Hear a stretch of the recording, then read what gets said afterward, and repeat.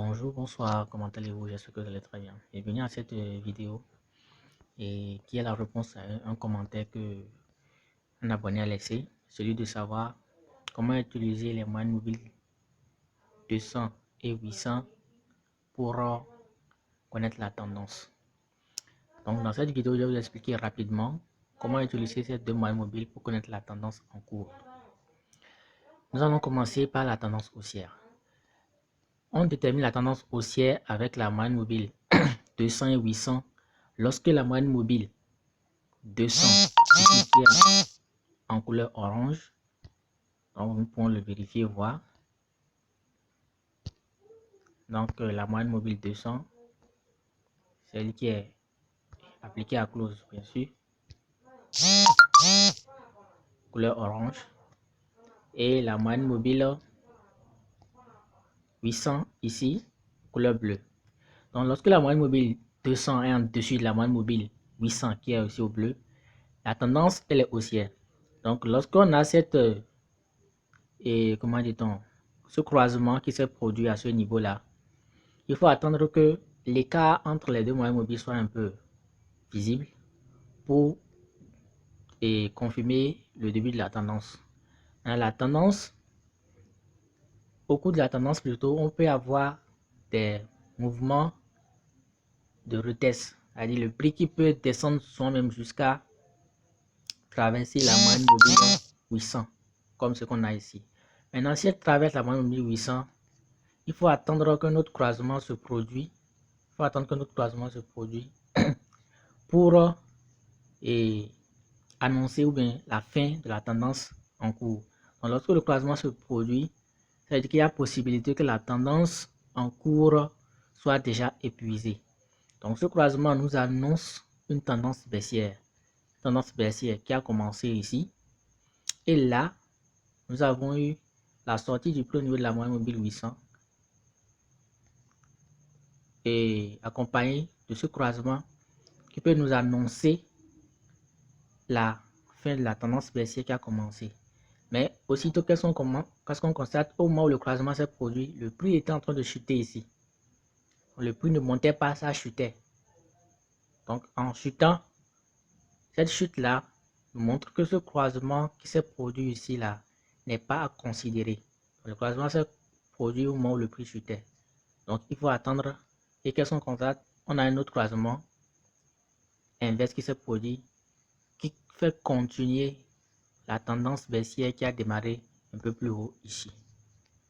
Donc là, nous avons une tendance baissière qui continue jusqu'à maintenant.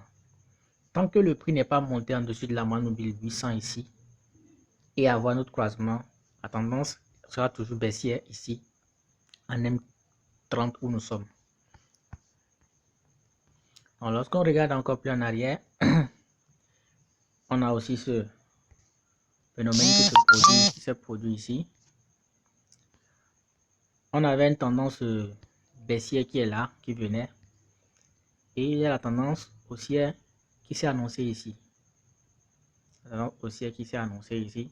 Maintenant, on voit que le prix a rapidement descendu pour faire notre croisement là, sans que les deux moyennes mobiles ne soient bien écartés. Le prix a rapidement descendu pour confirmer, pour continuer la tendance baissière qui était en cours, qui a commencé depuis ici,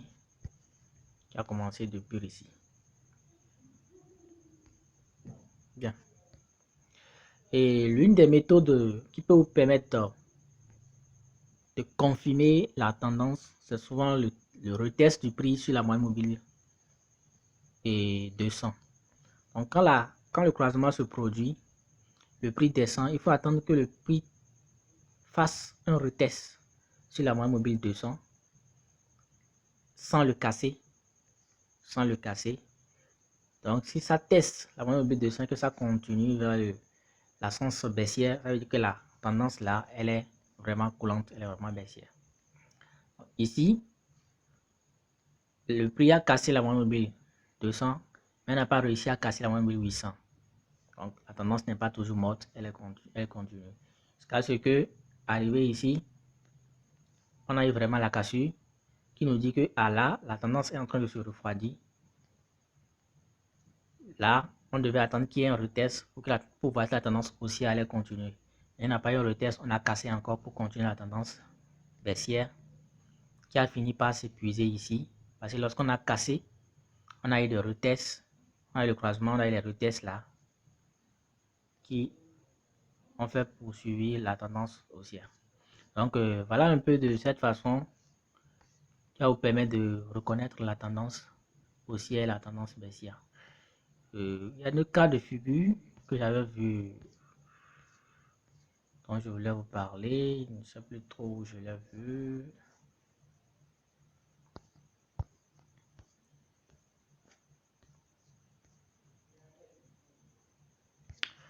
On va changer de marché. C'est comme ça dans un autre marché, j'ai vu ça.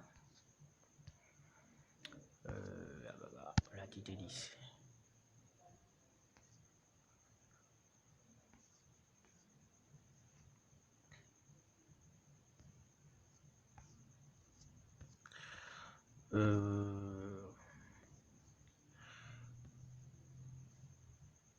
Oui. Non, c'est pas encore ça. Je cherche des zones où ces moyennes mobiles nous permettent de connaître les zones de range. Exactement ici, par exemple. Ici, vous allez voir que malgré qu'il y a le croisement, l'écartement entre les moyennes mobiles n'est pas grand et elle est maintenue comme ça. Donc ça, c'est une zone de range. Et quand on est dans une zone de range, c'est pas bon de prendre des positions. Il y a une autre stratégie qui permet de trader les ranges. Peut-être que je vais faire une vidéo sur ça ou bien peut-être que je vais le réserver pour moi-même. Tout dépendra de ce que le futur nous dira. Donc, il y a une méthode qui permet de trader les ranges. Et lorsque vous voyez que l'écartement entre les deux moyennes mobiles n'est pas si grand, là, vous pouvez vous dire que vous êtes dans une zone de range. Vous pouvez tracer le couloir de range et le trader avec une stratégie très très efficace. Donc, c'est un peu ça, l'utilisation de ces deux moyennes mobiles. Pour ceux qui sont intéressés par un petit bot, peut nous contacter inbox. On pourra les faire un petit bot qui pourra utiliser ces deux moyennes mobiles pour vous montrer la tendance ou bien pour vous faire les trades si possible. Donc, nous proposons aussi nos services de formation et de signaux VIP. Nos robots aussi sont toujours disponibles. Donc, on se dit à tout moment et on garde le contact. À plus.